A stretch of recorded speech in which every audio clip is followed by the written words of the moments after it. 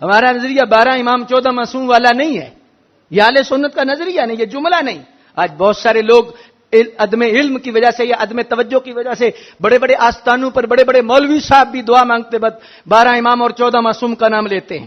اہل سنت کے نزدیک ایسا کہنا حرام ہے، ایسا نہیں کہنا چاہیے کہ 14 معصوم کا نام لیا جائے، وہ ان کا اپنا مذہب ہے، ان کے اپنا ایک عقیدہ ہے، ان کے عقیدے کے مطابق معصوم ہیں، لیکن اہل سنت اسلام کے جو عقیدہ دیا ہے انبیاء اور فرشتوں کے علاوہ کوئی معصوم نہیں۔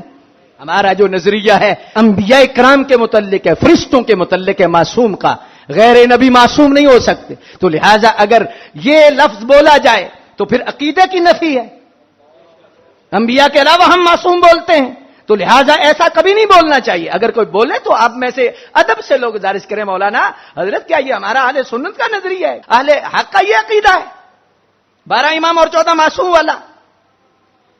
نہیں، لے گیا مسئلہ ان کی عظمت کا، ان کی شان کا۔